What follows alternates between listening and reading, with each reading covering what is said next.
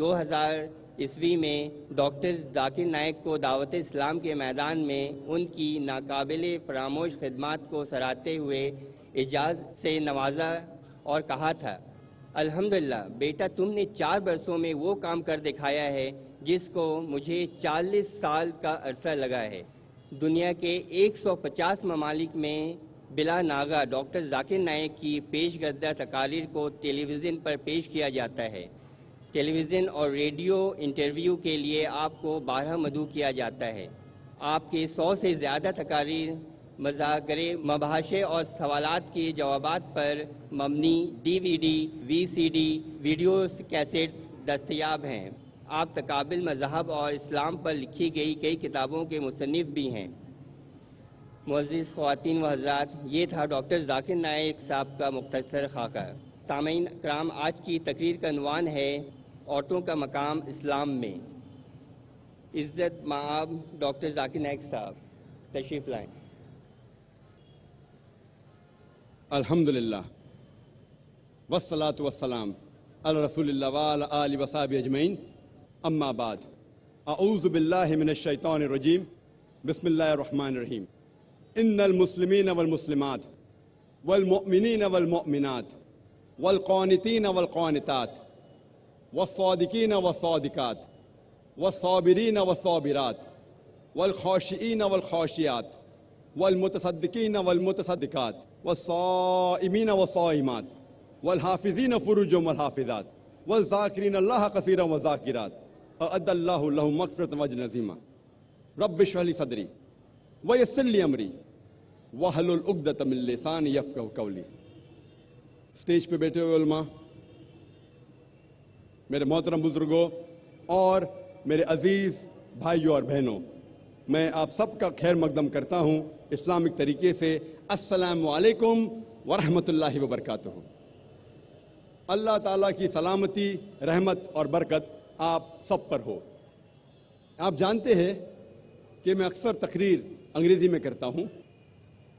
چند مواقع پہ جب آرگنائزرز اصرار کرتے ہیں تو میں کوشش کرتا ہوں میری کمزور اردو یا کمزور ہندی میں تقریر کروں، کیونکہ میری تعلیم صرف انگریزی میں ہوئی ہے، اسی لیے ظاہر ہے کہ اس اردو تقریر میں غلطیاں کروں گا۔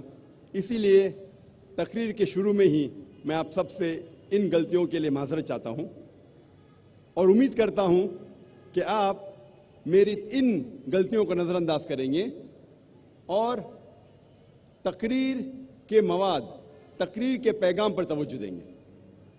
آج کی اس تقریر کا موضوع ہے اسلام میں خواتین کے حقوق۔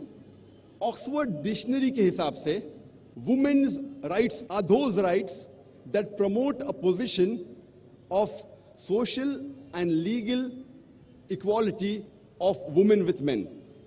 آکسفورڈ ڈکشنری کے مطابق خواتین کے حقوق کے معنی ہیں وہ حقوق جو معاشرتی اور قانونی لحاظ سے خواتین کو مرد کے برابر درجہ دیتے ہیں۔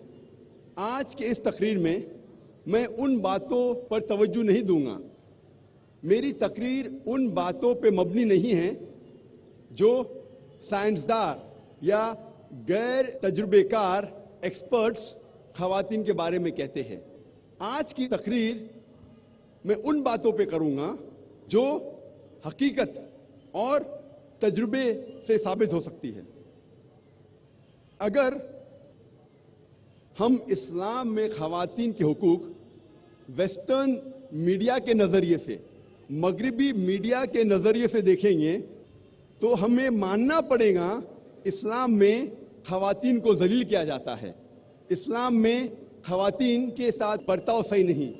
اگر ہم اسلام میں خواتین کے حقوق ویسٹرن میڈیا کے نظریے سے دیکھتے ہیں، کیونکہ the western talk of women's liberalization is nothing but a disguised form of exploitation of a body, deprivation of honor and degradation of a soul۔ یہ مغربی نعرہ آزادی نسواں کا حقیقت میں عورتوں کے عزت کو لوٹتا ہے، عورتوں کے آبرو کو لوٹتا ہے، عورتوں کو ذلیل کرتا ہے۔ The Western society, claiming to uplift the woman, have actually degraded her to a status of mistresses, of concubines, of society butterflies, which are hidden behind the colorful screen of art and culture. یہ مغربی تہذیب جو کہتی ہے کہ خواتین کو ہم اونچا مقام دے رہے ہیں، حقیقت میں انہیں ایک طوائف بناتا ہے، حقیقت میں انہیں رخیل بناتا ہے، انہیں بازار کی زینت بناتا ہے آرٹ اور کلچر کے رنگین پردے کے پیچھے۔ اسلام نے الحمدللہ 1400 سال پہلے خواتین کو اپنے حقوق دیے۔ وہ دور ایام الجاہلیہ کہلاتا تھا۔ جب قرآن شریف نازل ہوا وہ دور کو کہتے تھے ایام الجاہلیہ، the days of ignorance۔ اس وقت الحمدللہ اسلام نے خواتین کو اپنے حقوق دیے۔ آج کی دنیا کی آبادی میں سے تقریباً 20 سے 25% مسلم ہیں اور کئی مختلف مسلم معاشرے ہیں، کچھ اسلام کے قریب ہے، کچھ اسلام سے دور ہے۔ اسلام میں خواتین کے حقوق کو جاننے کے لیے ہمیں مسلم معاشرے کو نہیں دیکھنا چاہیے، مسلمانوں کی طرف نہیں دیکھنا چاہیے۔ اگر صحیح طریقے سے آپ جاننا چاہتے ہیں اسلام میں خواتین کے حقوق کیا ہے، ہمیں تحقیق کرنا چاہیے اسلام کے مذہب کتاب کی، جو بنیادی کتابیں ہیں اسلام میں، اس کو ہمیں پڑھنا چاہیے جاننے کے لیے اسلام میں خواتین کے حقوق کیا ہے۔ اسلام میں بنیادی کتابیں ہیں قرآن اور صحیح حدیث۔ قرآن اور صحیح حدیث کبھی بھی آپس میں نہیں ٹکرائیں گے۔ میں جانتا ہوں کہ اس موضوع پہ اسلام میں خواتین کے حقوق اکثر کئی بار علماؤں کا اختلاف ہے۔ اس کی وجہ ہے کیونکہ کئی بار ایک قرآن مجید کی آیت کو دیکھتے ہیں اور باقی سارے آیتوں کو نظر انداز کرتے ہیں۔ اگر قرآن مجید کو ایک ساتھ میں پڑھا جائے گا مکمل طور پہ تو جتنے بھی اختلاف ہے اکثر یہ اختلاف دور ہو جائیں گے۔ اگر کوئی 2-3 رائے ہے تو صحیح رائے جاننے کے لیے ہمیں دیکھنا چاہیے صحیح حدیث میں اس کی تفسیر کیا ہے۔ اگر یہ اختیار کیا جائے تو انشاءاللہ جتنے بھی اختلاف ہے وہ مٹ جائیں گے۔ اسلام میں مرد اور عورت کا درجہ برابر ہے، لیکن برابر درجے کا مطلب یہ نہیں کہ عورت اور مرد ہو بہو ہے۔ عورت اور مرد کا درجہ اسلام میں برابر ہے، لیکن اس کا مطلب یہ نہیں کہ عورت اور مرد ہو بہو یکساں ہے، کیونکہ اللہ سبحانہ و تعالیٰ نے عورت اور مرد کو فزیولوجیکلی ڈفرینٹ بنایا ہے، بایولوجیکلی ڈفرینٹ بنایا ہے، سائیکولوجیکلی ڈفرینٹ بنایا ہے، فزیکلی ڈفرینٹ بنایا ہے۔ جسمانی طور پہ عورت اور مرد الگ ہے، ذہنی طور پہ الگ ہے، depending upon the make up.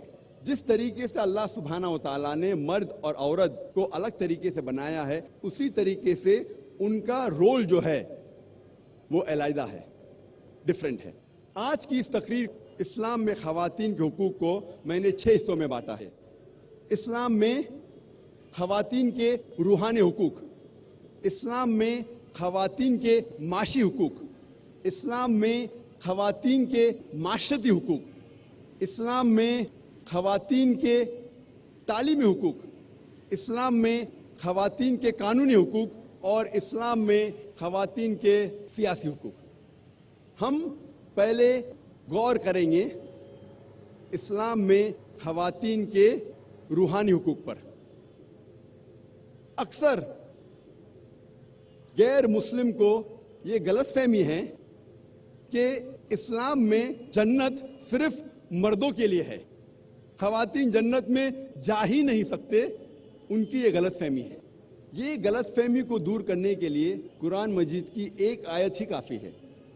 اللہ تعالیٰ فرماتے ہیں سورہ نساء میں سورہ نمبر 4 آیت نمبر 124 میں وَمَن يَعْمَلْ مِنَ الصَّالِحَاتِ مِنْ ذَكْرٍ وَأُنثىٰ، مطلب اگر آپ میں سے کوئی بھی شخص چاہے عورت یا مرد ہو اور وہ اچھے اعمال کرتا ہے اور وہ مومن ہے تو انشاءاللہ وہ جنت میں جائیں گا اور اس کے ساتھ کوئی بھی ناانصافی نہیں ہوگی۔ اللہ تعالیٰ فرماتے وَمَن يَعْمَلْ مِنَ الصَّالِحَاتِ مِن ذَكْرٍ وَأُنثىٰ، کہ اللہ تعالیٰ کوئی بھی شخص ہو، چاہے مرد یا عورت، اگر اچھے اعمال کرتا ہے اور مومن ہے تو انشاءاللہ جنت میں جائیں گا۔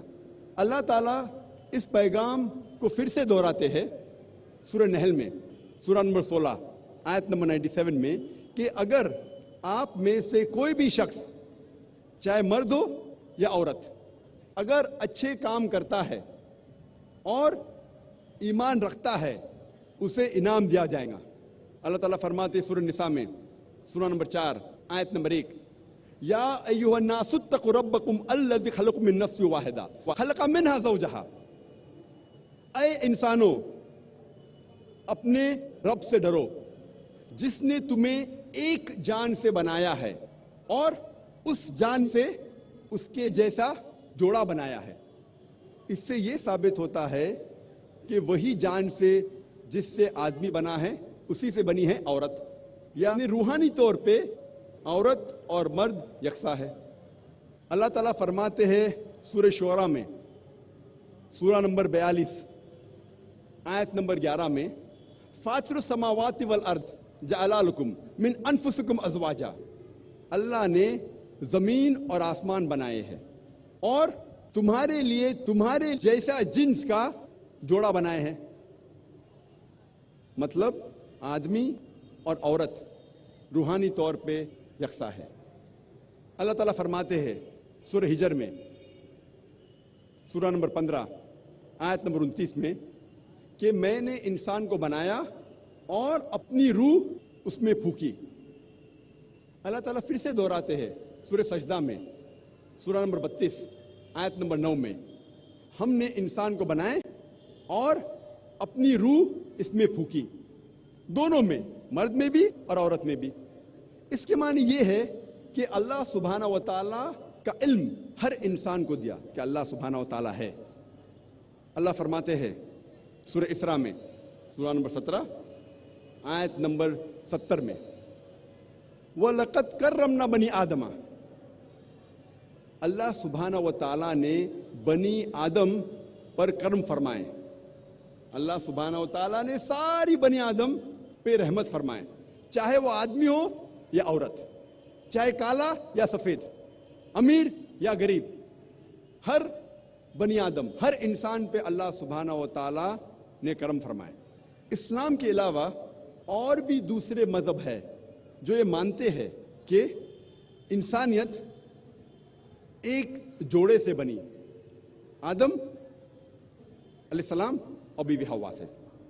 اس بات کو عیسائی بھی مانتے ہیں، لیکن عیسائیت میں یہ سکھایا جاتا ہے کہ انسانیت گناہ میں پیدا ہوئی ہے اور اس کے قصوروار ہے عورت، اور وہ کہتے ہیں کیونکہ بیوی حوا نے آدم علیہ السلام کو پھل کھانے پہ مجبور کیا، بہکایا، اسی لیے انسانیت گناہ میں پیدا ہوئی، اور وہ سارا الزام انسانیت کو گناہ میں پیدا ہونے کے لیے عورت پر ڈالتے ہیں۔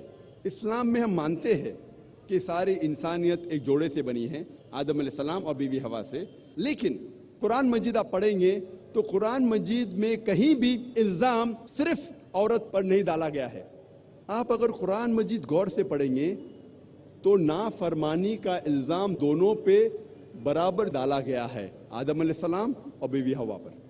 قرآن میں اللہ تعالیٰ فرماتے سورہ اعراف میں سورہ نمبر 7 آیت نمبر 19 سے 27 تک، اللہ سبحانہ و تعالیٰ اس قرآن میں کم سے کم آدم علیہ السلام اور بیوی حوا کا ذکر، دونوں کا ذکر 1 درجن سے زیادہ بار کرتے ہیں ان آیتوں میں، اور اس میں کہتے ہیں کہ دونوں نے اللہ سبحانہ و تعالیٰ کی نافرمانی کی، دونوں نے توبہ کی اور اللہ نے دونوں کو معاف کیا۔ الزام دونوں پر برابر لگایا گیا ہے۔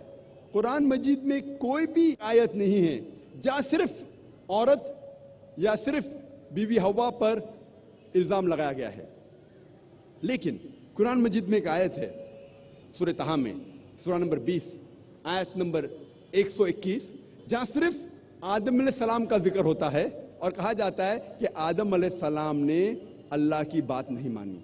لیکن اگر آپ قرآن کو مکمل طور سے پڑھیں گے تو الزام دونوں پر برابر ہے, عورت اور مرد پہ, آدم علیہ السلام اور بیوی حوا پر. اور جب ہم پڑھتے ہیں بائبل, عیسائیت کی کتاب, اس میں لکھا ہے بک آف جینیسس میں چیپٹر نمبر 3, اس میں لکھا ہے کہ اللہ سبحانہ و تعالی عورت کو ایک سزا دیتے ہیں, ایک دنڈ دیتے ہیں, اور جو یہ پریگننسی ہے, حمل ٹھہرنا, ایک عورت کے لیے سزا ہے.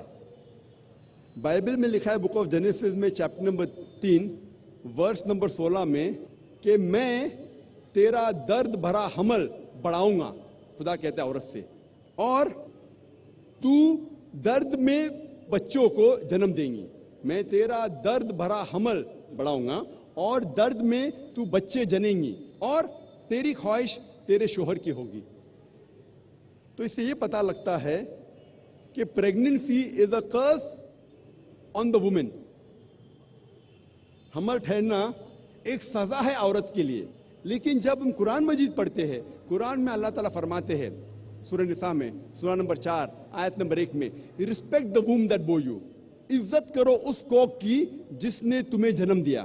اللہ تعالیٰ فرماتے ہیں سورہ انعام میں سورہ نمبر 6 آیت نمبر 151 میں کہ آپ اپنے والدین کی عزت کرو, نیک سلوک کرو.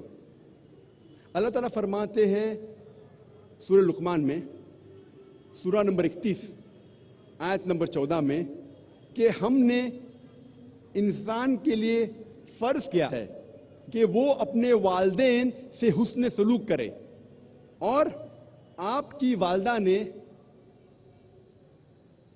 درد کے بعد درد سے آپ کو پیٹ میں سنبھالا اور 2 سال تک دودھ پلایا.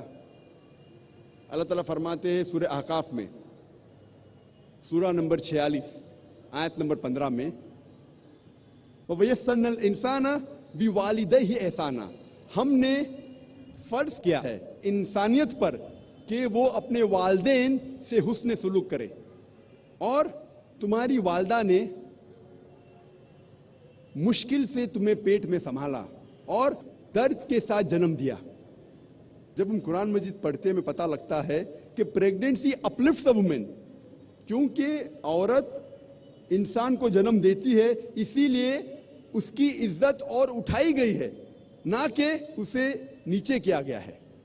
اور اللہ سبحانہ و تعالی کے نزدیک جنس, سیکس کبھی بھی کرائیٹیریا نہیں ہے, کبھی بھی معیار نہیں ہے کسی کو عزت دینے کے لیے یا نیچے گرانے کے لیے. انسان کو جانچنے کا معیار قرآن مجید میں دیا گیا ہے سورہ حجرات میں سورہ نمبر 49 آیت نمبر 13 میں, جہاں اللہ سبحانہ و تعالیٰ فرماتے ہیں یا ایھا الناس انا خلقناکم من ذکر و انثی وجعلناکم شعوبا وقبائل لتعارفوا ان اکرمکم عند اللہ اتقاکم ان اللہ علیم خبیر. اے انسانوں, ہم نے تمہیں ایک مرد اور ایک عورت کے جوڑے سے بنایا ہے اور تمہیں قبیلوں اور برادری میں بانٹا ہے تاکہ آپ ایک دوسرے کو پہچان سکے, نہ کہ آپ ایک دوسرے سے نفرت کریں. اور آپ میں سے سب سے بہتر انسان وہ ہے جو تقوی رکھتا ہے. اللہ کے نزدیک انسان کو جانچنے کا معیار جنس نہیں ہے, رنگ نہیں ہے, پیسہ نہیں ہے, لیکن ہے تقوی, اللہ کا خوف, تقوی, پائٹی, گاڈ کانشیسنس, رائچسنس, نیکی. اور جنس کبھی بھی معیار نہیں ہے اللہ سبحانہ و تعالیٰ کے لیے کہ وہ کسی کو سزا دے یا کسی کو ریوارڈ دے, کسی کو انعام دے. اللہ تعالیٰ فرماتے سورہ آل عمران سورہ نمبر 3 آیت نمبر 195 میں اللہ تعالیٰ فرماتے میں کبھی بھی کسی بھی شخص چاہے وہ عورت ہو یا مرد ہو میں اس کے اعمال کو ضائع نہیں کروں گا کیونکہ یہ دونوں ایک دوسرے کے برابر ہے. اللہ تعالیٰ فرماتے ہیں سورہ احزاب میں سورہ نمبر 33 آیت نمبر 35 میں جس سے میں نے تقریر کو شروع کیا، اس میں اللہ سبحانہ و تعالی مرد اور عورت کی روحانی طور پہ جو ڈیوٹیز ہے اس کو بیان کیے ہیں۔ اللہ تعالیٰ فرماتے ہیں سورہ احزاب میں سورہ نمبر 33 آیت نمبر 35 میں، ان المسلمین والمسلمات، بے شک مسلم مرد اور عورتوں کے لیے، والمومنین والمومنات، ایمان والے مرد اور عورتوں کے لیے، والقانتین والقانتات، فرما بردار مرد اور عورتوں کے لیے، والصادقین والصادقات، سچے مرد اور عورتوں کے لیے، والصابرین والصابرات، صبر کرنے والے مرد اور عورتوں کے لیے، والخاشعین والخاشعات، خشوع اختیار کرنے والے، اللہ کے نزدیک جھکنے والے مرد اور عورتوں کے لیے، والمتصدقین والمتصدقات، صدقہ دینے والے مرد اور عورتوں کے لیے، والصائمین والصائمات، روزہ رکھنے والے مرد اور عورتوں کے لیے، والحافظین فروجهم والحافظات، اپنی عزت اور آبرو کی حفاظت کرنے والے مرد اور عورتوں کے لیے، والذاکرین اللہ کثیرا والذاکرات، اللہ کی بے حد تعریف اور ذکر کرنے والے مرد اور عورتوں کے لیے، اعد اللہ لہم مغفرۃ واجر عظیما، اللہ نے ان کے لیے بے حد انعام رکھا ہے اور مغفرت رکھی ہے۔ جب ہم قرآن مجید کا مطالعہ کرتے ہیں ہمیں پتہ لگتا ہے کہ روحانی طور پہ مرد اور عورت کا درجہ ایک ہے۔ اب ہم تذکرہ کریں گے اسلام میں خواتین کے معاشی حقوق۔ اسلام نے خواتین کو معاشی حقوق مغربی ممالک سے کم 1300 سال پہلے دیے۔ اسلام میں 1400 سال پہلے بالغ عورت کو حق ہوتا ہے کہ وہ اپنی جائیداد بیچے یا خریدے بنا کسی کو پوچھ کے۔ مغرب ممالک میں سب سے پہلے انگلینڈ میں 1870 میں ایک شادی شدہ عورت کو حق دیا گیا تھا زمین خریدنے کو یا بیچنے کے لیے، جائیداد خریدنے کے لیے یا بیچنے کے لیے بنا اپنے شوہر سے پوچھے ہوئے۔ اس کا نام تھا میرڈ وومنز پراپرٹی ایکٹ، اور اس کو تبدیل کیا گیا تھا 1882 میں اینڈ 1887 میں۔ سب سے پہلی بار اسلام نے یہ حق عورت کو مغربی ملک سے 1300 سال پہلے دیے۔ اسلام میں عورت نوکری کر سکتی ہے وہ جو شریعت اسے اجازت دیتی ہے۔ کوئی بھی قرآن میں آیت نہیں ہے یا صحیح حدیث نہیں ہے جو حلال کام کرنے سے عورت کو روکتی ہے، لیکن اسے اپنے حجاب کو مینٹین کرنا چاہیے۔ حجاب کو اختیار کرتے ہوئے اگر نوکری کرنا چاہے تو کر سکتی ہے۔ اگر ایسا کوئی کام ہے جو اسے حجاب کرنے سے روکتا ہے تو وہ نوکری، وہ کام صحیح نہیں، وہ ان اسلامک ہے، غیر اسلامک ہے۔ وہ کام جو جسم کی نمائش کرتا ہے، مثال کے طور پہ ڈانسنگ، فلم ایکٹنگ، ماڈلنگ، یہ سارے کام حرام ہیں۔ بہت سے کام جو مرد کے لیے حرام ہے وہ عورت کے لیے بھی حرام ہے۔ مثال کے طور پہ شراب خانہ میں کام کرنا، جوئے کے اڈے میں کام کرنا، غیر اسلامک کام کرنا، یہ سارے کام دونوں کے لیے حرام ہے، مرد کے لیے بھی عورت کے لیے بھی۔ اور عورت گھر میں سلائی کر سکتی ہے، پوٹری برتن بنا سکتی ہے، آفسوں میں کام کر سکتی جہاں علیحدہ انتظام ہے مرد اور خواتین کے لیے۔ Islam does not agree with intermingling of sexes. وہ کام جس میں مرد اور عورت گھل مل کے کام کرے یہ کام صحیح نہیں۔ عورت تجارت بھی کر سکتی ہے، لیکن اگر نامحرم کے ساتھ کوئی چیز ہے تو محرم کے ذریعے کرے، والد کے ذریعے، بھائی کے ذریعے، شوہر کے ذریعے یا بیٹے کے ذریعے۔ اگر ہم صحیح اسلامک معاشرہ چاہتے ہیں تو کچھ خواتین کو ٹیچر بنانا ہمارے لیے ضروری ہے، نرس بنانا ضروری ہے، ڈاکٹر بنانا ضروری ہے۔ اگر میں چاہتا ہوں کہ میری بیوی حجاب کرے، میری والدہ حجاب کرے، تو ہمیں دیکھنا چاہیے کہ کچھ خواتین ہمارے معاشرے میں کم از کم نرس بنے، کم از کم ڈاکٹر بنے، گائنیکولوجسٹ بنے. لیکن اسلام میں خواتین معاشی طور سے بڑے ذمہ ہیں. ان کے اوپر کوئی فائنینشیل obligation نہیں ہے. فائنینشیل obligation اسلام میں، معاشی ذمہ داری اسلام میں مرد کی ہے. عورت کے شادی کے پہلے اس کے والد اور اس کے بھائی کی ذمہ داری ہے، اور عورت کے شادی کے بعد اس کے شوہر کی اور اس کے بیٹی کی ذمہ داری ہے کہ وہ سارا معاشی خرچہ، فائنینشیل obligation جو عورت کا ہے وہ مرد اٹھائے. چاہے وہ روٹی کپڑا یا مکان ہو، چاہے کھانے کے لیے ہو، پہننے کے لیے ہو یا رہنے کے لیے ہو، یہ ساری معاشی ذمہ داری مرد کی ہے. عورت کو زندگی بسر کرنے کے لیے کام کرنے کی کوئی بھی ضرورت نہیں. اگر وہ خود چاہتی ہے کہ میں ہاتھ بٹاؤں اور کوئی کام کروں تو وہ کر سکتی ہے، لیکن کوئی بھی اس سے زبردستی نہیں کر سکتا. کوئی بھی اس سے زبردستی نہیں کر سکتا. اور اگر وہ عورت کوئی کام کرتی ہے، جو بھی وہ کماتی ہے وہ اس کی دولت ہے. وہ چاہے تو ایک پیسہ بھی اپنے پہ نہیں خرچہ کریں گی تو بھی صحیح ہے. اگر وہ چاہے تو ایک روپیہ بھی اپنے فیملی، اپنے خاندان پہ خرچہ نہیں کریں گی تو بھی صحیح ہے. چاہے تو کر سکتی ہے، کیونکہ اگر عورت جو پیسہ کماتی ہے وہ سارا پیسہ اس کا ہوتا ہے. فیملی کو چلانے کی ذمہ داری ہے مرد کی. اسلام میں چاہے بیوی غریب ہو یا امیر ہو، چاہے شوہر غریب یا امیر ہو، وہ شوہر کی ذمہ داری ہے کہ معاشی خرچہ، سارا فائنینشیل خرچہ گھر کا وہ اٹھائے. اگر عورت چاہے تو کام کر سکتی ہے، لیکن اس سے کوئی زبردستی نہیں کر سکتا. اسلام میں عورت معاشی طریقے سے بڑی ذمہ ہے، اور عورت کے معاشی اگر آپ دیکھیں حقوق وہ کئی ہے الحمدللہ. جب شادی ہوتی ہے، شادی کے وقت، نکاح کے وقت، الحمدللہ عورت کو مہر دیا جاتا ہے، اس کا فائدہ ہوتا ہے. اللہ تعالیٰ فرماتے ہیں سورہ نساء میں، سورہ نمبر 4 آیت نمبر 4 میں کہ آپ عورت کو شادی میں نکاح کے وقت ایک تحفہ دو. مہر نکاح کے لیے فرض ہے، مہر کے بنا نکاح ہو ہی نہیں سکتا.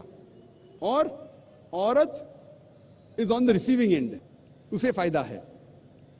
لیکن ہمارے اس ملک کے معاشرے میں، ہندوستانی تہذیب میں الٹا ہے. ہندوستانی تہذیب میں شادی کے وقت عورت مرد کو دہیج دیتی ہے، عورت مرد کو ڈاوری دیتی ہے، اور یہ بہت عام ہے. افسوس کی بات ہے کہ کئی مسلمان بھی اس ہندوستانی تہذیب کو اختیار کرتے ہیں. مرد نکاح کے ٹائم پہ عورت کو مہر دیتا ہے، لیکن ہمارے معاشرے میں، ہندوستانی معاشرے میں الٹا ہے. ڈاوری عورت مرد کو دیتی ہے، اور اس کے معیار کے حساب سے. اگر وہ گریجویٹ ہے تو 1 لاکھ روپیہ ڈاوری دہیج، اگر انجینئر ہے تو 5 لاکھ روپیہ، اگر ڈاکٹر ہے تو 10 لاکھ روپیہ، 1 ملین روپیز. جیسے بھیڑ بکریوں کو بیچا جاتا ہے منڈی میں. اسلام میں عورت سے دہیج یا ڈاوری ڈائریکٹلی یا انڈائریکٹلی مانگنا حرام ہے. اگر آپ انڈیکیشن بھی دیتے ہیں دھکے چپے انداز میں، اگر لڑکے والے لڑکی والوں سے کہتے ہیں کہ میرے بیٹے کو 4 بیڈ روم فلیٹ میں رہنے کی عادت ہے، اس کا مطلب 4 بیڈ روم کا فلیٹ ڈاوری میں دو، دہیج میں دو، یہ حرام ہے. یا کوئی کہے کہ میرے بیٹے کو مرسیڈیز کار میں گھومنے کی عادت ہے، یعنی انڈائریکٹلی دھکے چھپے انداز میں آپ کہہ رہے کہ مجھے مرسیڈیز کار چاہیے دہیج میں. ڈائریکٹلی انڈائریکٹلی دہیج عورت سے مانگنا اسلام میں حرام ہے. اگر خوشی سے لڑکی والے کچھ تحفہ دیتے تو آپ لے سکتے، لیکن مانگنا زبردستی یا انڈائریکٹلی مانگنا اسلام میں حرام ہے. معاشی طور پہ الحمدللہ ثم الحمدللہ خواتین بڑی ذمہ ہیں. اور اسلام میں اگر ڈیورس ہوتا ہے، طلاق ہوتا ہے، یا شوہر مر جاتا ہے، عورت ودوا ہو جاتی ہے، اسے عدت کے دوران اس کی ساری فائنینشیل لائبلٹیز، جو خرچہ ہوتا ہے، معاشی خرچہ جو ہوتا ہے عدت کے دوران، اس کی ذمہ داری ہے آدمی کی. اگر وہ زندہ ہے طلاق کے دوران وہ سارا خرچہ اٹھانا چاہیے. اگر اس کا انتقال ہو گیا تو اس کی دولت میں سے وہ عدت کے دوران سارا خرچہ مرد کے دولت میں سے عورت کا خیال رکھا جاتا ہے. اور اگر وہ پیٹ سے ہے، حمل سے ہے، تو جب تک بچہ پیدا ہوتا ہے اس ٹائم تک سارا خرچہ آدمی کو اٹھانا چاہیے.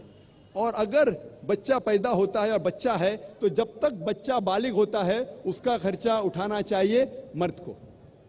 یہ ہے اسلام میں خواتین کے حقوق.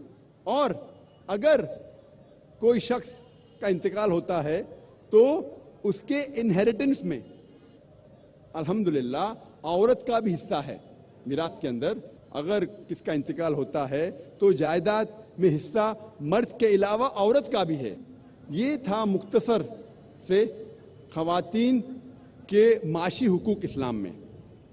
ابھی ہم تذکرہ کریں گے اسلام میں خواتین کے معاشرتی حقوق. میں نے معاشرتی حقوق کو 4 حصوں میں بانٹا ہے: بیٹی کے حقوق، بیوی کے حقوق، والدہ کے حقوق، ماں کے حقوق اور بہن کے حقوق. پہلے ہم تذکرہ کریں گے اسلام میں معاشرتی حقوق بیٹی کے. اللہ تعالیٰ فرماتے ہیں سورہ تکویر میں، سورہ نمبر 81 آیت نمبر 8 اور 9 میں، جب وہ زندہ گڑی ہوئی لڑکیوں سے پوچھا جائے گا کہ کس جرم کے لیے تمہیں قتل کیا گیا تھا. اللہ تعالیٰ فرماتے جب وہ زندہ گڑی ہوئی لڑکیوں سے پوچھا جائے گا کہ کس جرم کے لیے تمہیں قتل کیا گیا تھا، اس کے معنی لڑکیوں کا قتل کرنا اسلام میں حرام ہے.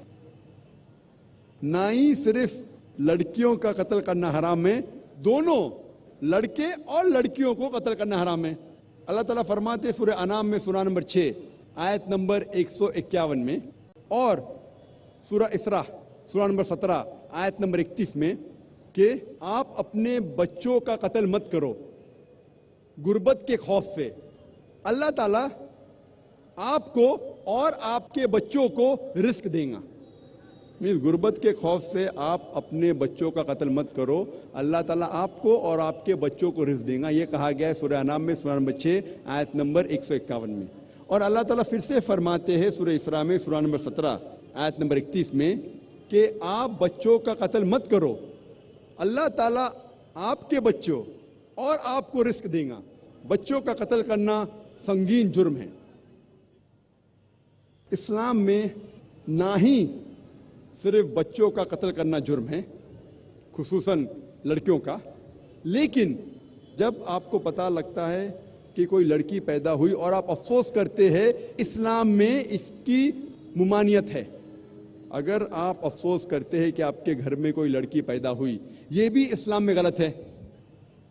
اللہ تعالیٰ فرماتے سورہ نحل میں سورہ نمبر 16 آیت نمبر 58 اور 59 میں، جب کوئی شخص کو خوشخبری ملتی ہے کہ اس کے گھر میں ایک لڑکی پیدا ہوئی اور اس کا منہ چھوٹا ہو جاتا ہے، اسے افسوس ہوتا ہے، وہ اپنا چہرہ باقی لوگ سے چھپاتا ہے اور سوچنے لگتا ہے کیا میں اس لڑکی کو ذلت کی زندگی جینے دوں یا اسے زندہ دفن کروں.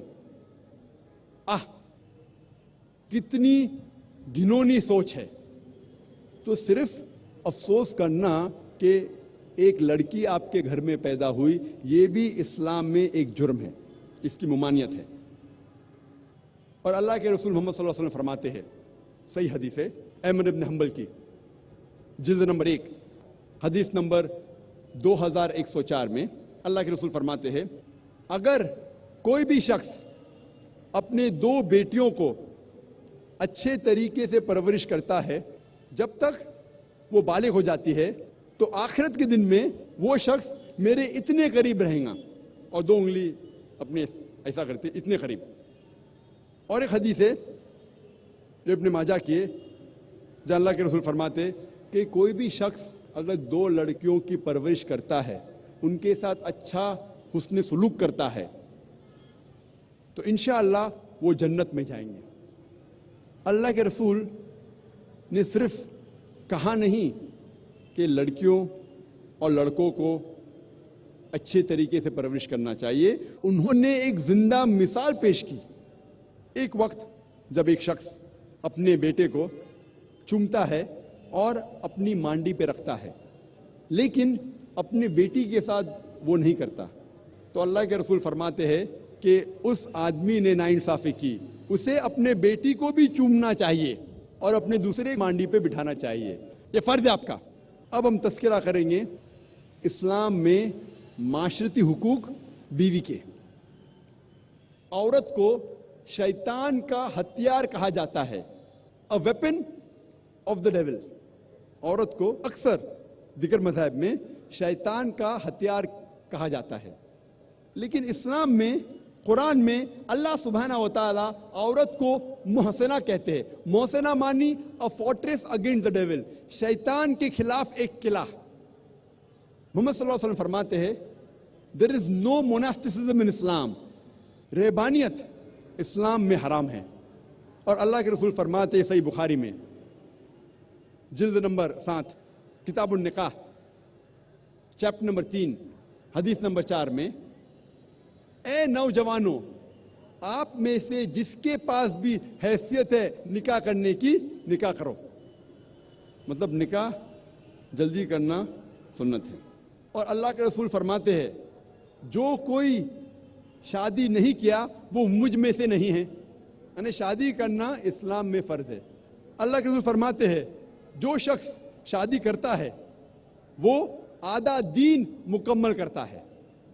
سوال جواب کے نشست میں ایک بھائی نے مجھ سے پوچھا تھا, ذاکر بھائی اس کا یہ مطلب ہے کہ اگر میں 2 شادی کروں تو پورا دین مکمل ہو جائے گا میرا؟ اللہ کے رسول کیا کہنا چاہتے تھے جب انہوں نے کہا کہ شادی آدھا دین آپ کا مکمل کرتی ہے؟ ہمیں پتہ ہے کہ شادی کرنے سے کئی بیماریاں دور ہوتی ہے. آج کے معاشرے کی بیماری مثال کے طور پہ زنا, فورنیکیشن, فحاشی, پرومسکیٹی, ہوموسیکشوالٹی, شادی کرنے سے یہ آدھی بیماری معاشرے کی دور ہو جاتی ہے. اگر آپ شادی کریں گے تبھی آپ شوہر یا بیوی ہو سکتے. شادی کرنے کے بعد ہی آپ والد یا والدہ ہو سکتے, جو اہم ذمہ داری ہے. اسی لیے اگر آپ شادی کرتے, چاہے 1 کرو یا 2 کرو, آپ کا آدھا دن مکمل ہوتا ہے. اللہ سبحانہ تعالیٰ فرماتے ہیں, کہتے ہیں کہ نکاح ایک میثاق ہے, ایک سیکریٹ کووننٹ ہے, ایک پاک عہد نامہ ہے. اور اللہ فرماتے ہیں سورہ روم میں سورہ نمبر 30 آیت نمبر 21 میں, اللہ نے اپنے نشانیوں میں سے تمہارے لیے تمہاری بیوی بنائی ہے تاکہ آپ ان کے ساتھ سکون سے رہ سکو, اور آپ دونوں کے درمیان پیار اور محبت ڈالا ہے اللہ تعالیٰ نے. اور اللہ تعالیٰ فرماتے سورہ نساء میں سورہ نمبر 4 آیت نمبر 19 میں کہ عورتوں کو زبردستی اختیار مت کرو. مطلب شادی کے لیے, نکاح ہونے کے لیے دونوں کی اجازت ضروری ہے, مرد کی بھی عورت کی بھی. دلہا اور دلہن دونوں کی اجازت ضروری ہے نکاح ہونے کے لیے. اور ایک حدیث میں محمد صلی اللہ علیہ وسلم فرماتے, صحیح بخاری کی جلد نمبر 7 کتاب النکاح باب نمبر 43 حدیث نمبر 69 69, ایک عورت جس کا نام تھا خنسا خادم الانصاریہ, وہ محمد صلی اللہ علیہ وسلم کے پاس آتی ہے اور کہتی ہے کہ میرے والد نے میرے مرضی کے خلاف میری شادی ایک آدمی سے کی جسے میں پسند نہیں کرتی, اور اللہ کے رسول نے محمد صلی اللہ علیہ وسلم نے نکاح فسخ کیا. He nullified the marriage. اس کا ذکر احمد بن حنبل میں بھی ہے. اسی لیے اسلام میں نکاح ہونے کے لیے, شادی ہونے کے لیے دونوں کی رضامندی ضروری ہے, آدمی کی بھی عورت کی بھی. اور اسلام میں عورت ایک مالک سے نہیں شادی کرتی تاکہ اسے غلام جیسا برتاؤ کیا جائے. اسلام میں عورت اپنے برابر سے شادی کرتی ہے اور اس کے ساتھ اس کے شوہر کو عزت سے پیش آنا چاہیے. اور اسلام میں ہم عورتوں کو ہاؤس وائف نہیں کہتے, انگلش میں کہتے house wife. She is not married to the house to be called a housewife. اسلام میں عورت گھر سے شادی نہیں کرتی کہ اسے کہا جاتا ہے ہاؤس وائف, گھر کی بیوی. In Islam we prefer calling her home maker. وہ گھر کو بناتی ہے, وہ گھر کی زینت ہے. صحیح لفظ ہے home maker, not house wife. اور اسلام میں اللہ تعالیٰ فرماتے ہیں قرآن مجید میں سورہ بقرہ میں سورہ نمبر 2 آیت نمبر 228 میں کہ عورتوں کے حقوق ویسے ہی ہے جیسے مرد کے ہے, لیکن مرد کا ایک درجہ اونچا ہے. یہ آیت کے 3-4 الفاظ کو اکثر لوگ غلط لیتے ہیں اور کہتے قرآن میں لکھا ہے کہ آدمی کا درجہ اونچا ہے, اور کہتے الرجال قوامون علی النساء. اللہ کہتا ہے کہ آدمی عورت سے اونچا ہے, اوپر ہے. یہ جو آیت وہ کوٹ کر رہے ہیں وہ ہے قرآن مجید کی سورہ نساء کی آیت, سورہ نمبر 4 آیت نمبر 34, جہاں اللہ تعالیٰ فرماتے الرجال قوامون علی النساء, یعنی آدمی عورت کا قوام ہے. قوام آتا ہے لفظ اقامہ سے.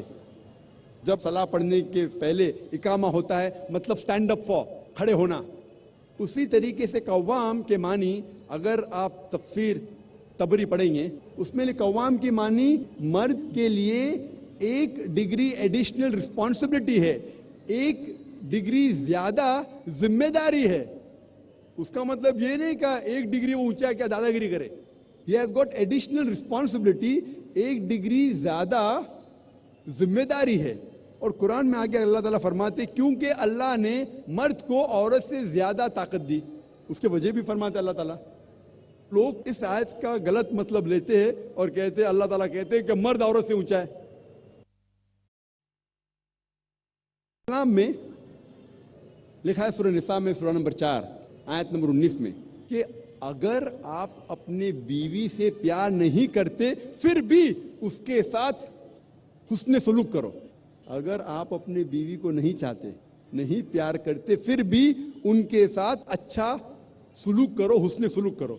اور اللہ کے رسول فرماتے ہیں کہ آپ لوگ میں سے سب سے بہتر انسان وہ ہے جو اپنے فیملی کا خیال رکھتا ہے, خصوصاً اپنی بیوی.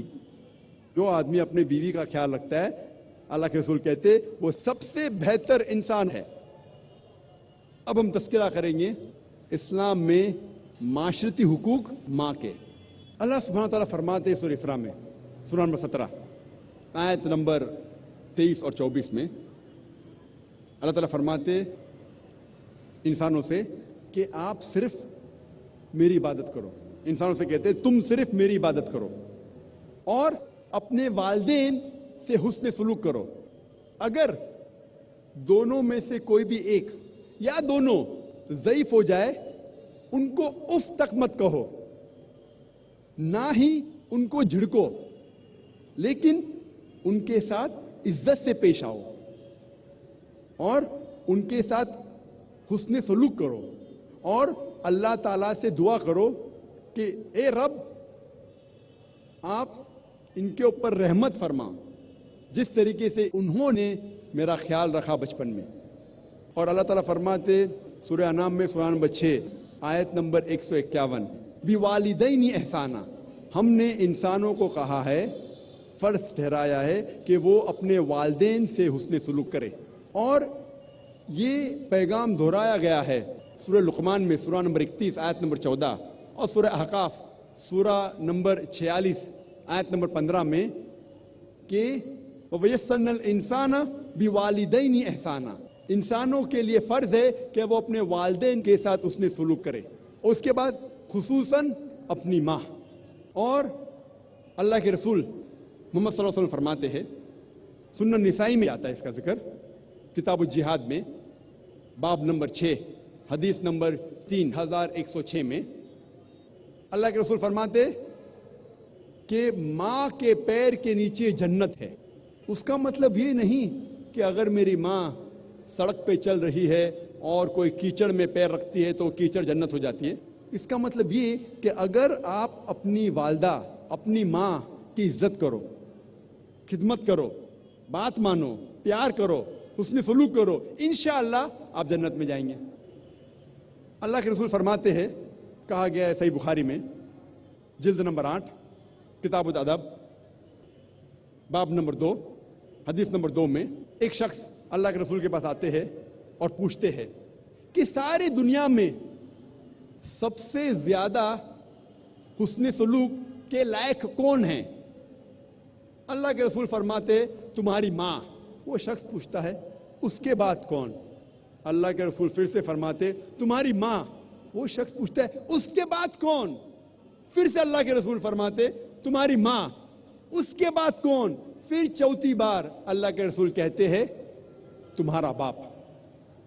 اس کا مطلب 75% حسن سلوک کے لائق ہے ماں، 25% باپ، 3/4 حصہ حسن سلوک کا جاتا ہے ماں کو، 1/4 حصہ جاتا ہے باپ کو۔ اس کا مطلب یہ کہ ماں کو ملتا ہے گولڈ میڈل، سونے کا تمغہ، ماں کو ملتا ہے سلور میڈل، چاندی کا تمغہ، ماں کو ملتا ہے برونز میڈل، تانبے کا تمغہ، باپ کو ملتا ہے کانسولیشن پرائز، صلح بخش انعام۔ یہ ہمارے آخری نبی آخری رسول محمد صلی اللہ علیہ وسلم کا کہنا ہے کہ والدہ زیادہ حقدار ہے حسن سلوک کے۔ ابھی ہم تذکرہ کریں گے اسلام میں خواتین کے معاشرتی حقوق بہن کے۔ اللہ سبحانہ تعالیٰ فرماتے سورہ توبہ میں سورہ نمبر 9 آیت نمبر 71 میں، آیت نمبر 71 میں والمؤمنین والمؤمنات بعضهم اولیاء بعض، مومن مرد اور مومن عورت ایک دوسرے کو مدد کرنا چاہیے، یعنی ایک دوسرے کے بھائی بہن ہیں unless otherwise۔ اللہ کے رسول فرماتے کہ عورت شقیق ہے۔ شقیق کے ایک معنی ہے آدھا، جس طریقے سے انسانیت آدھے مرد اور آدھے عورت میں بانٹی گئی ہے، آدھا حصہ ہے، اور دوسرے معنی ہے بہن۔ تو اللہ کے رسول کہتے کہ عورت تمہاری بہن ہے unless otherwise۔ اب ہم تذکرہ کریں گے اسلام میں خواتین کے تعلیمی حقوق۔ سب سے پہلی وحی، سب سے پہلی ہدایت جو اللہ سبحانہ و تعالیٰ انسانیت کو قرآن مجید میں دیتے ہیں وہ یہ نہیں کہ آپ نماز پڑھو یا روزہ رکھو یا حج کے لیے جاؤ۔ سب سے پہلی ہدایت جو اللہ سبحانہ و تعالیٰ انسانیت کو قرآن مجید میں دیتے ہیں وہ ہے اقرا، پڑھو، جو آتا ہے سورہ اقرا میں چیپٹر نمبر 96 آیت نمبر 1 میں۔ اور یہ صرف مرد کے لیے نہیں، دونوں کے لیے، مرد اور عورت کے لیے۔ اور اللہ کے رسول فرماتے ہیں کئی حدیث میں، اس کا ذکر ابن ماجہ میں بھی ہے، حدیث نمبر 224 میں اللہ کے رسول محمد صلی اللہ علیہ وسلم فرماتے ہیں سیکنگ نالج، علم حاصل کرنا، طلب العلم فریضۃ علی کل مسلم، ہر مسلم کے لیے فرض ہے، چاہے وہ عورت یا مرد ہو۔ اللہ کے رسول فرماتے علم طلب کرنا، علم حاصل کرنا ہر مسلمان کے لیے فرض ہے، چاہے وہ عورت ہو یا مرد ہو۔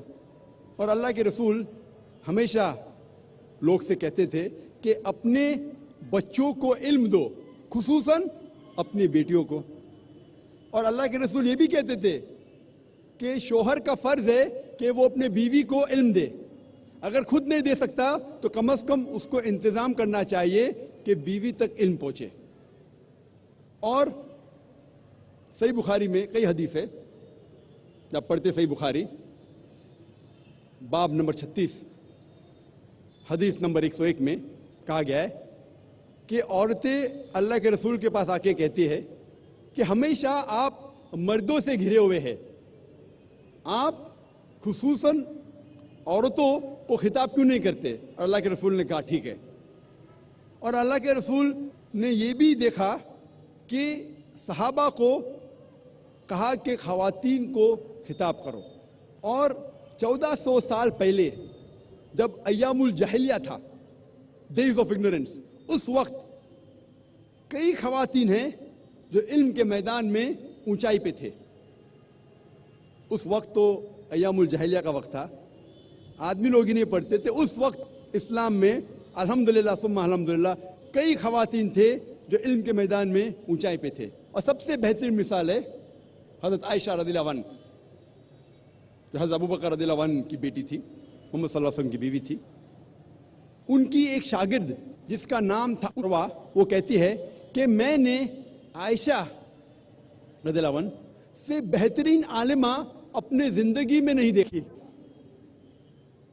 उसको जो महारत थी कुरान में, इस्लाम के फ़राइज़ में, हलाल और हराम में, अरबिक लिटरेचर और पोइट्री में, अरबिक हिस्ट्री और जीनियोलॉजी में, और हज़रत आयशा रज़ियल्लाहु अन्हा तिब के मैदान में, मेडिसिन में भी माहिर थी।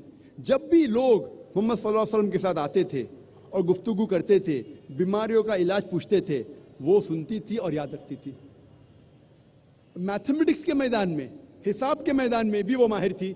इसीलिए मोहम्मद सल्लल्लाहु अलैहि वसल्लम के इंतकाल के बाद सहाबा अक्सर हज़रत आयशा रज़ियल्लाहु अन्हा के पास आते थे। जब भी मिरास का मसला होता था, कोई इंतकाल होता था और जायदाद बंटवारे का मसला आता था, तो आते थे हज़रत आयशा रज़ियल्लाहु अन्हा के पास, क्योंकि वो मैथमेटिक्स नंबरात में माहिर थी।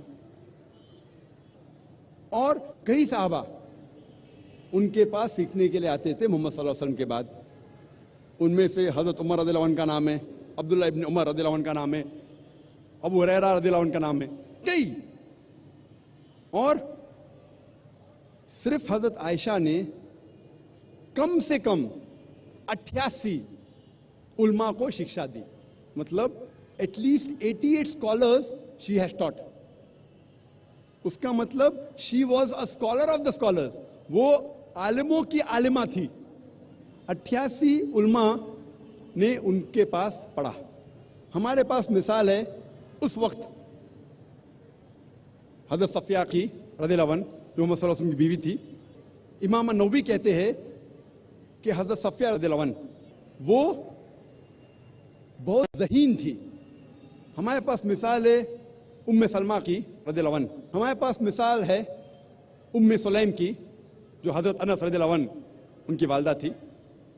वो माहिर थी हदीस में, और कहा जाता था कि वो बहुत ज़हीन थी।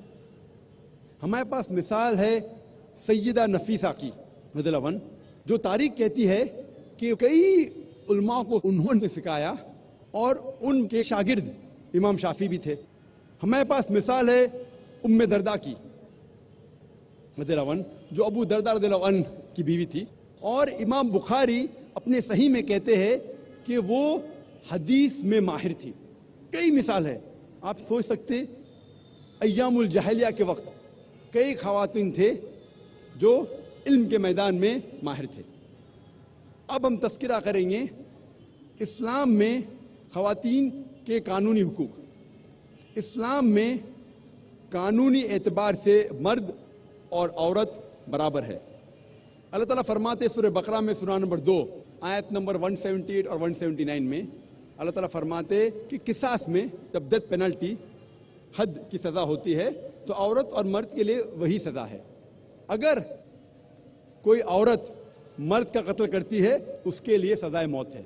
अगर कोई मर्द औरत का कत्ल करता है उसके लिए भी सज़ाए मौत है, और कोई औरत मर्द का कत्ल करती है उसके लिए भी सज़ाए मौत है। सज़ा दोनों के लिए यकसा है।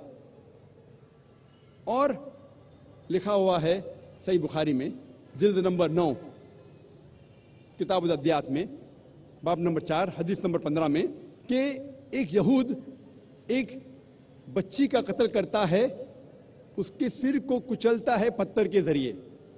मोहम्मद सल्लल्लाहु अलैहि वसल्लम फौरन उस यहूद को भी वही सज़ा देते हैं, सज़ाए मौत। उसका सिर कुचला जाता है पत्थर के जरिए। हमारे पास मिसाल है हज़रत उमर की रज़ियल्लाहु अन्हु। उस दौर में कई आदमी मिलके एक औरत का कत्ल करते हैं, और हज़रत उमर रज़ियल्लाहु अन्हु वो सारे मर्द को सज़ा देते हैं कत्ल की, कत्ल के बदले कत्ल। इस्लाम में अगर कोई जिस्म का भाग हिस्से को चोट पहुंचती है, चाहे वो आँख हो, नाक हो, मुंह हो, हाथ हो, जो सज़ा मर्द को मिलती है वही सज़ा औरत को मिलती है। सज़ा यकसा है।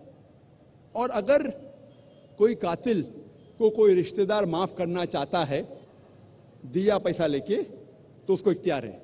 वो रिश्तेदार चाहे मर्द हो या औरत हो, اس کو قاتل کو معاف کرنے کا حق ہے اور کوئی بھی اسے روک نہیں سکتا۔ اسلام میں قانونی طور پہ دونوں مرد اور عورت کی سزا یکساں ہے۔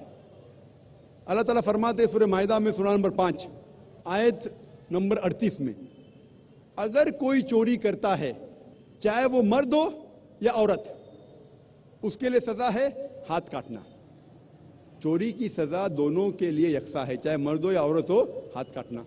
اللہ تعالیٰ فرماتے ہیں سورہ نور میں سورہ نمبر 24 آیت نمبر 2 میں، اگر کوئی زنا کرتا ہے چاہے وہ عورت ہو یا مرد ہو، دونوں کے لیے سزا ہے 100 کوڑے۔ زنا کی سزا غیر شادی شدہ مرد یا عورت زنا کرتے ہیں تو قرآن مجید میں اس کی سزا ہے 100 کوڑے، چاہے وہ عورت ہو یا مرد ہو۔ اسلام میں عورت کو شہادت دینے کا بھی حق ہے، گواہی دینے کا حق ہے۔ اسلام میں کئی مذاہب میں عورت گواہی دے نہیں سکتی، اسلام میں ہے۔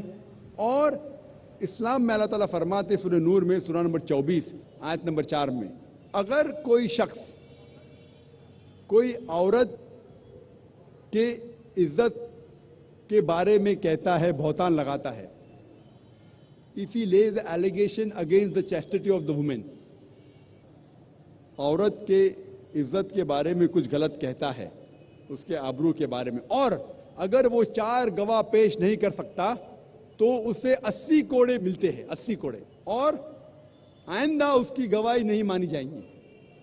آج کے معاشرے میں کئی لوگ کھلم کھلا گالی دیتے ماں کے اوپر، بہن کے اوپر۔ اسلام میں اگر کوئی الزام لگاتا ہے کوئی خاتون کی عزت یا آبرو کے بارے میں، اور اگر 4 گواہ پیش نہیں کر سکتا، اسے 80 کوڑے۔ اور اسلام میں خواتین کی حفاظت کی جاتی ہے، اور جب عورت شادی کرتی ہے مغربی معاشرے میں وہ اختیار کرتی ہے اپنے شوہر کا نام۔ اسلام میں شی ہیز این آپشن، وہ اپنا پرانا نام بھی رکھ سکتی ہے، اپنے والد کا نام بھی رکھ سکتی ہے، اسے اختیار ہے۔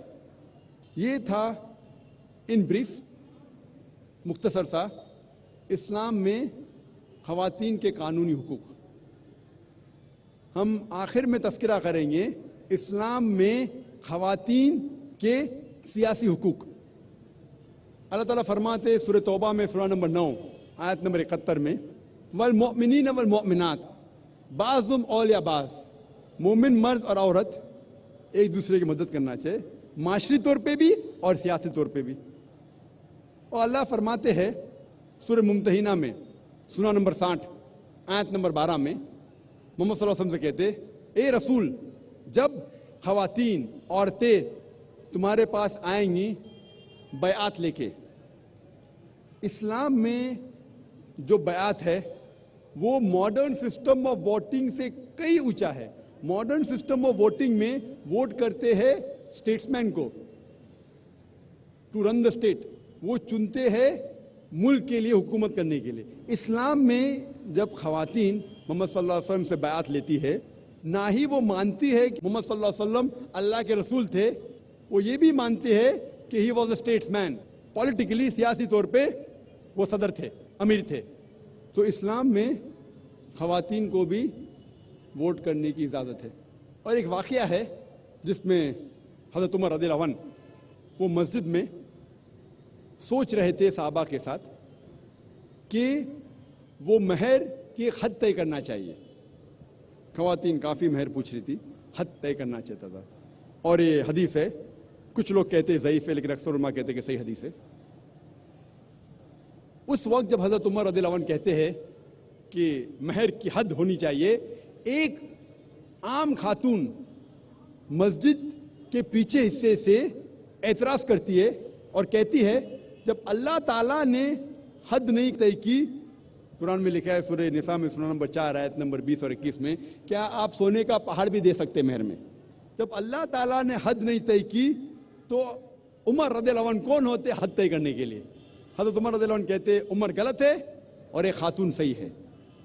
انگلش میں کہیں گے she took an objection to the breach of constitution، یعنی اس خاتون نے اعتراض کی کہ خلیفہ نے قانون توڑا، ہمارا کانسٹیٹیوشن، ہمارا قانون قرآن، اس کا مطلب یہ ہے کہ خاتون also can take an objection, even a woman can take an objection for breach of constitution. اور ہمارے پاس مثال ہے صحیح بخاری میں کئی حدیث ہے جو جنگ کے میدان میں بھی خواتین نے حصہ لیا، سپاہی لوگ کو پانی دیا، فرسٹ ایڈ دیا.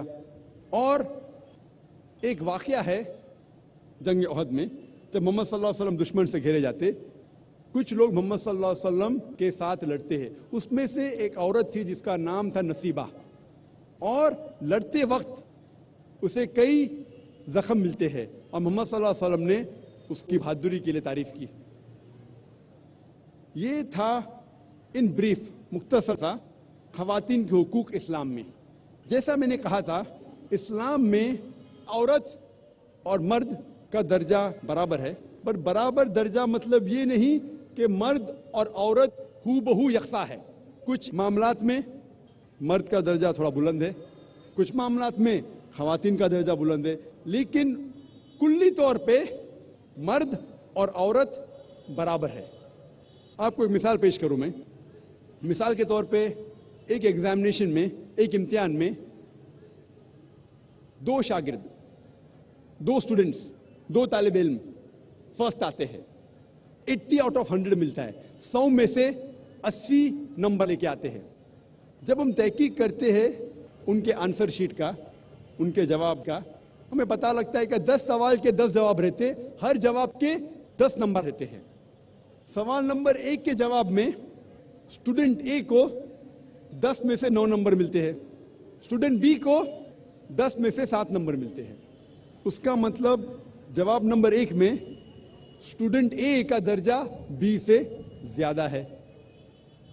سوال نمبر 2 کے جواب میں اسٹوڈنٹ بی کو 10 میں سے 9 ملتا ہے اور اسٹوڈنٹ اے کو 10 میں سے 7 ملتا ہے.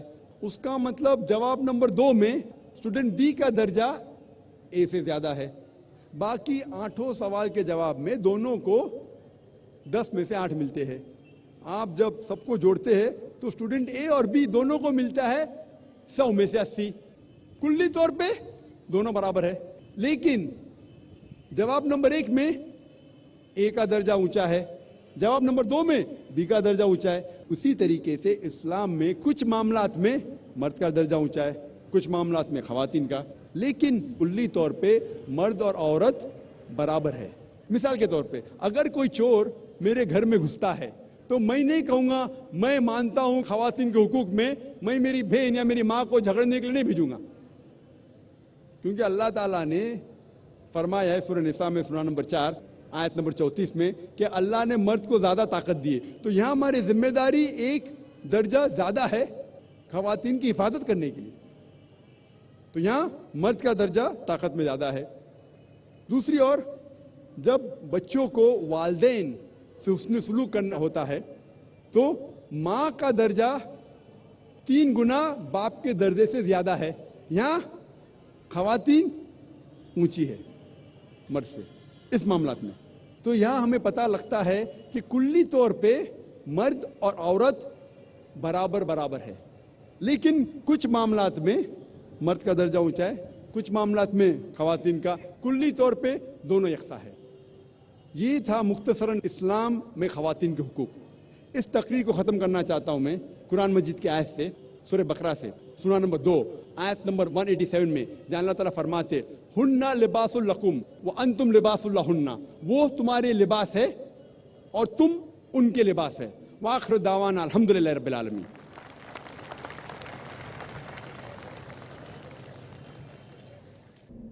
جیسے کہ ڈاکٹر ذاکر نائک صاحب کی روایت ہے کہ وہ تقریر کے اختتام پر سامعین کے سوالات کے جوابات دیتے ہیں. اب میں سوالات کا سلسلہ شروع کر رہا ہوں. سب سے پہلے میں غیر مسلم کو دعوت دیتا ہوں کہ وہ مائک نمبر 1 سے سوال کریں. I'm Abhishek Garodia and I'm an engineer. See, my question is with regard to the hudud laws. Can I ask more than one question? One question, then wait, inshallah, come back to you, and then second question. One question at a time. You can go back. Yes, brother. Please clarify what hudud laws mean, basically with respect to the sexual exploitation of women. Sexual exploitation of women. it's a very pertinent topic right now, and it's been pertinent all through our lifetime. My point is, let's take the example of Pakistan.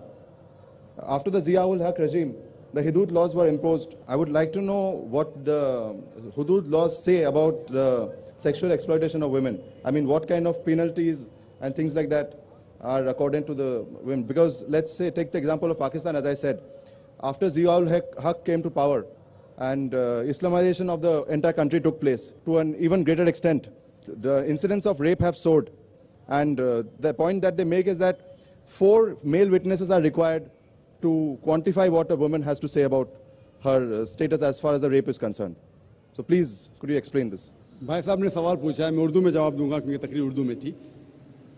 भाई साहब ने सवाल पूछा है कि इस्लाम में ख़वातीन के साथ सेक्सुअल एक्सप्लॉयटेशन, उसकी इज्जत पे हमला होता है तो क्या सज़ा होती है. और मिसाल दी उनने कि पाकिस्तान के अंदर रेप के लिए, बलात्कार के लिए, ज़िना बिल जबर के लिए क्या सज़ा है. और ज़िया-उल हक का उसने एग्जाम्पल दिया कि 4 सबूत की ज़रूरत है, नहीं मिले तो इसीलिए रेप पाकिस्तान में बढ़ गई. बहुत से लोगों को गलत फहमी है कि रेप के लिए, ज़िना बिल जबर के लिए, बलात्कार के लिए 4 सबूत की ज़रूरत है. कुरान मजीद या हदीस में कहीं भी नहीं लिखा है कि बलात्कार या ज़िना बिल जबर के लिए 4 सबूत की ज़रूरत है. कुरान मजीद में लिखा हुआ है, जो मैंने आयत कोट की, सूरह नूर सूरा नंबर 24 आयत नंबर 4 में, अगर कोई इल्ज़ाम लगाता है औरत पर कि उसने कोई जिना किया, दूसरा कुछ किया, तो 4 सबूत की जरूरत है. या बच्चा लने बराबर ने. जिना के लिए अगर कोई इल्जाम लगाता है कि ये औरत ने जिना किया या वो मर्द ने जिना किया, तो वो आदमी जो इल्जाम लगाता है उसको 4 सबूत पेश करना फर्ज है. अगर 4 सबूत पेश नहीं कर सकता तो वो आदमी को 80 कोड़े पड़ेंगे. उसका मतलब ये नहीं कि अगर कोई औरत के साथ बलात्कार करता है तो वो औरत अगर इल्जाम लगाती है उस वक्त 4 सबूत की जरूरत नहीं है. तो अच्छी बात है. और ये हदीस में आता है, सही हदीस में, कि एक बार एक औरत कहती है कि एक आदमी ने मेरे साथ बलात्कार किया, और मोहम्मद सल्लल्लाहु अलैहि वसल्लम फौरन सही आदमी को जिसने बलात्कार किया उसको सजाए मौत देते हैं. सही हदीस है. उस टाइम 4 सबूत की जरूरत नहीं, लेकिन सबूत की जरूरत है. It may be an evidence only of the women, but it should be backed up with circumstantial evidence. मतलब बलात्कार अगर कोई औरत इल्जाम लगाती है, अगर साबित होता है, चाहे वो मेडिकल साइंस से हो, चाहे वो एनी वे से हो, साबित हो जाए तो वो आदमी को सजाए मौत है इस्लाम में. इसीलिए आप देखेंगे इस्लाम में there is something like modesty. Her religion में कहा गया है कि औरत को मत छेड़ो. आपने कहा सेक्सुअल एक्सप्लॉयटेशन बहुत किस्म के होते हैं. एक होता है कि ईज टीजिंग, बाद में various other thing, and one of the highest is rape. वक्त नहीं कि मैं सारे एक्सप्लॉयटेशन की बात करूं, लेकिन टॉकिंग अबाउट ईज टीजिंग, सारे मज़हब में कहा गया है कि औरत को मत छेड़ो, औरत का बलात्कार मत करो. हिंदुइज्म में कहा गया है, क्रिश्चियनिटी में कहा गया है, इस्लाम में कहा गया है. लेकिन इस्लाम में तरीका दिखाया गया है किस तरीके से माशरा बने जहां कोई औरत को न छेड़े, कोई औरत का बलात्कार न करे. इस्लाम के अंदर हिजाब है. हिजाब, लोग हमेशा बात करते हैं औरत का हिजाब, औरत का हिजाब. अल्लाह ताला कुरान मजीद में पहले आदमी के हिजाब के बारे में जिक्र करते, फिर औरत के. अल्लाह ताला फरमाते सूरह नूर में सूरा नंबर 24 आयत नंबर 30 में, ए मोमिन मर्द, जब भी आप कोई औरत को देखते हैं और कोई गलत ख्यालात आपके जहन में आते, फौरन नजर नीचे करो. एक बार एक मुसलमान एक लड़की को घूर के देख रहा था. मैंने कहा आप क्या कर रहे हैं, हराम है. उसने कहा हमारे रसूल ने कहा कि पहली नजर माफ है, दूसरी हराम है. मैंने अभी तक आधी नजर पूरी नहीं किया. जब अल्लाह के रसूल ने कहा कि पहली नजर माफ है, दूसरी हराम है, उसका मतलब ये नहीं कि आप घूर घूर के एक लड़की को 10 मिनट तक देखो बिना पल के झपकाए, विदाउट ब्लिंकिंग, और कहो कि मैं नजर पूरी नहीं किया. अल्लाह के रसूल का कहना ये था अगर अनइंटेंशनली, अनजाने में आप कोई औरत को देखते या लड़की को देखते, फिर से उसके ब्यूटी पे फीस्ट करने के लिए मत देखो. उसके बाद आता है हिजाब औरत के लिए. सूरह नूर सूरा नंबर 24 आयत नंबर 31, से टू द बिलीविंग वुमेन, कहो मोमिना से कि वो अपनी नजर नीचे करे, अपना सिर ढाके और अपनी जीनत न दिखाए, एक्सेप्ट व्हाट नेसेसरी, जितनी ज़रूरत है उतना। सिर्फ अपने वालदा, अपने शोहर, अपने बेटे जो महरम हैं उनके सामने वो इतने हिजाब स्ट्रिक्टली करना ज़रूरी नहीं। हिजाब के 6 नुक्ते हैं इस्लाम में। सबसे पहले नुक्ता है सतर, मर्द के लिए नाफ से लेके घुटने तक एक्सटेंट, खवातीन के लिए सारा जिस्म, सिर्फ चेहरा और हाथ टिल द रिस्ट, कलाई तक के खुले रह सकते, बाकी पूरा जिस्म ढका होना चाहिए। बाकी 5 नुक्ते मर्द और औरत के लिए यकसा है। दूसरा नुक्ता, कपड़े इतने पतले नहीं होना चाहिए ताकि आप उसके थ्रू देख सकें, it should not be transparent और ट्रांसलूसेंट। नंबर 3, इतने चुस्त नहीं होना चाहिए ताकि मर्द या औरत का ढांचा दिखे। चौथा नुक्ता, इतने भड़कीले नहीं होना चाहिए ताकि ऑपोजिट जिन्स, दूसरा जिन्स मुतासर हो सके। 5वां नुक्ता, दूसरे जिन्स के कपड़े मत पहनो। 6ठा नुक्ता, वो कपड़े मत पहनो जो दूसरे मजहब की निशानी है। 6 नुक्ते हैं। और अल्लाह के रसूल फरमाते सूरह अहज़ाब में सूरा नंबर 33 आयत नंबर 59 में 59 में अल्लाह फरमाते, ए नबी कह दो अपने बीवियों से, अपने बेटियों से, मोमिन औरतों से कि जब भी वो बाहर जाए तो एक क्लोक ओढ़े, जिलबाब ओढ़े, ताकि लोग उन्हें पहचान सके। No one should molest them, कोई उनसे छेड़खानी ना करे। मैं पूछना चाहता हूं आपसे कि अगर कलकत्ता में 2 जुड़वा बहन, बहुत खूबसूरत, यकसा खूबसूरत, दोनों कलकत्ता के सड़क पे चल रहे हैं, एक बहन पहनी है इस्लामिक कपड़े, हिजाब, सारा जिस्म ढका हुआ है, सिर्फ मुंह और हाथ कलाई तक खुले हैं। दूसरी बहन मगरिबी कपड़े पहनी है, मिनी स्कर्ट और शॉर्ट, और दोनों चल रहे कलकत्ता के सड़क के ऊपर, और कोने के ऊपर खड़ा हुआ है एक लफंगा लड़की को छेड़ने के लिए। मैं आपसे पूछना चाहता हूं, वो कौन से लड़की को छेड़ेगा? वो बहन जो इस्लामिक हिजाब पहनी हुई कि वो लड़की जो मगरबी मिनी स्कर्ट और शॉर्ट पहनी हुई? किसको छेड़ेगा? Obviously the one with obviously the one wearing the western cloth, the mini skirt and shorts. तो इस्लाम में सही कहा गया, हिजाब कहा गया है औरतों से ताकि वो औरत को प्रोटेक्ट कर सके। और आप जानते हैं कि अमेरिका में जो हम समझते सबसे तालीम याफ्ता मुल्क है, सबसे ऊंचा मुल्क है, मोस्ट एडवांस कंट्री, आप जानते हैं वहां सबसे ज्यादा रेप होते। अकॉर्डिंग टू स्टैटिस्टिक्स ऑफ 1990 में FBI के स्टैटिस्टिक्स के हिसाब से ऑन एवरेज तकरीबन हर रोज 1756 cases of rape took place. हर रोज इतने बलात्कार हुए। 1996 की स्टैटिस्टिक्स से US डिपार्टमेंट ऑफ जस्टिस, हर रोज तकरीबन 2713 रेप हुए। 1990 में 1756, 1996 में 2713 में भी अमेरिकन को और मर्दानगी आई, बढ़ गया रेप, बलात्कार बढ़ गया। मैं पूछना चाहता हूं, अगर आप इस्लामिक शरीयत अमेरिका में इख्तियार करेंगे, अगर कोई आदमी खातून को देखता है, बुरे ख्यालात आते, नजर नीचे करो, उसके बाद खातून सर से पांव तक ढकी रहना चाहिए, सिर्फ चेहरा या हाथ खुला रह सकता है। उसके बाद अगर कोई आदमी किसी का बलात्कार करता है, कैपिटल पनिशमेंट, डेथ पेनल्टी, सजा मौत। मैं पूछना चाहता हूं, बलात्कार की तादाद अमेरिका में बढ़ेंगी, वही के वही रहेंगी या घटेंगी? See the point about America. बढ़ेंगी, वही के वही रहेंगी या घटेंगी? मैं पूछना चाहता हूं आपसे। I cannot answer this. बढ़ेंगी, वहीं के वहीं रहेंगी या घटेंगी? अगर कोई आदमी बलात्कार करता है, और मैं सवाल पूछा हिंदू से, कई गैर मुस्लिम से पूछता हूं मैं कि अगर आपके वालदा का कोई बलात्कार करता है, हाइपोथेटिकल, और अगर वो बलात्कार करने वाले को आपके सामने लेके आया जाएगा, आप क्या सजा देंगे? 100% सब गैर मुस्लिम ने कहा कि मैं उसको सजाए मौत दूंगा। तो अपनी वालदा का कोई बलात्कार करता है, आपको सजाए मौत देने का है। दूसरी किसी वालदा का करता है तो आप बोलते हैं सजाए मौत इज अ मर्सीलेस पनिशमेंट, वो बहुत खतरनाक है। कोई गैर मुस्लिम ने कहा कि मैं तो उसको तड़पा तड़पा के मारूंगा। सबसे लीस्ट बलात्कार जो पूरे दुनिया में होता है वो सऊदी अरेबिया। क्यों? क्योंकि ये शरीयत वाला लागू है। पाकिस्तान कौन कहता है कि पूरा इस्लामिक मुल्क है? नाम का है Pakistan. Some places they follow, some they don't. कुछ चीज फॉलो करते, कुछ नहीं। तो पाकिस्तान को मत देखो इस्लाम को जांचने के लिए। पाकिस्तान या सऊदी अरेबिया या दूसरा कोई मुल्क को मत देखो, इस्लाम को जांचना है तो जांचो कुरान और हदीस की रोशनी में।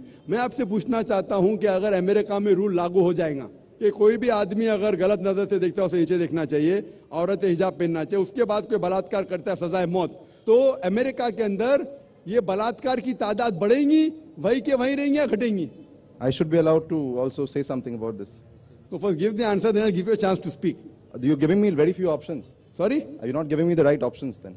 There's no fourth option. Is there a fourth option? No, then I can't answer, I guess. No, is there a fourth option? That's what I want to talk about. Is there any fourth option? There cannot be any option. Either it remains the same, it goes up, it remains the same, or goes down. There's no fourth option. Our hypothesis is based on certain assumptions. So what assumption? No, my point is that we cannot just say what's going to happen to America if we actually impose the Sharia. If you're illogical, you can't. If you're logical, you can. That's right. What's the argument? Tell me. See, my point is, again, Sharia can be imposed in America also, but we have to also see the fact that a lot of these cases are not reported in certain Islamic countries also. Brother, I'm not talking about Islamic country. I'm asking a simple question. You can pose the second question, you can pose 10 questions, I'll reply, but you should be truthful to yourself. If suppose, God forbid, someone rapes your mother, and if the rapist is born in front of you, what punishment will you give him? The only reason I'm asking this question is because this disturbs me. What disturbs you? The point about rape. The fact that there should be capital punishment to people who actually rape. Very good. So that's what Islam says. That's what I'm saying.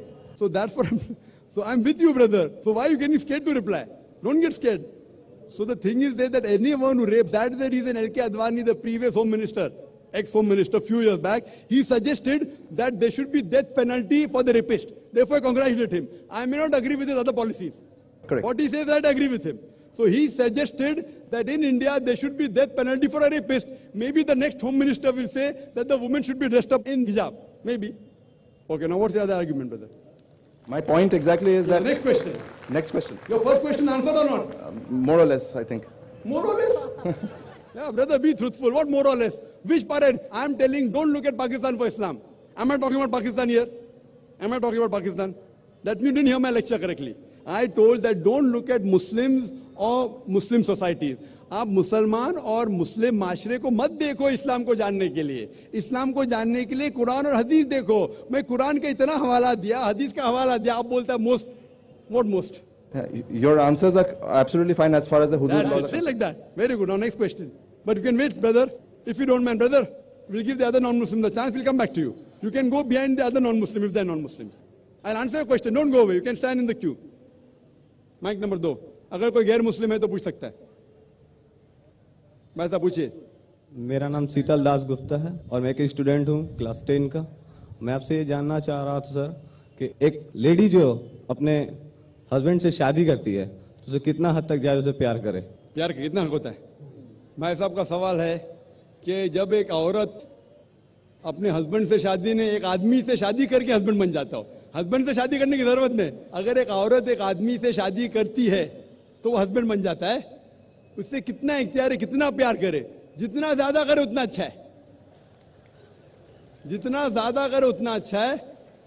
और शोहर के लिए भी, शोहर भी जितना ज्यादा प्यार करे अपने बीवी से उतना अच्छा है, उतना अच्छा मोमिन हो. ठीक है. Next question. My name is Mrs. Hilary Pang, and I've come here especially to ask you this question, which has been playing on my mind from the time I was a kid. Yes, Sister Hilary, you're most welcome to ask the question. Hillary who climbed Mount Everest, that's Hillary. Yes, Sister, most welcome to ask the question. Adam and Eve had 2 sons, right? Yes. Cain killed Abel. Fine. And how is this big world come around? Can you explain this to me? I have asked priests, I have asked bishops, I have asked everyone in this world that I have come around. I've been to Australia, Taiwan, Singapore, all over, but nobody can give me this explanation. So kindly, I request you, Mr. Zakir Naik, I've been longing to meet you, to ask you not only this question, but many other questions, if I get a chance. I hope you understand Urdu, Hindi. Because this Very is, backward in Urdu and Hindi. If you can explain into English and then translate it in your Urdu, I don't mind. okay, sister. First, I'll give the answer because you're a non-Muslim. I'll give you an exception. Normally, when I speak in English, I only answer in English. If I speak in Urdu, I only answer in Urdu. I'm more comfortable with English, so I'll give you an opportunity, sister. The sister asked a question that Adam had two sons, Cain and Abel. In Islam also, in the Quran, Habil or Qabil.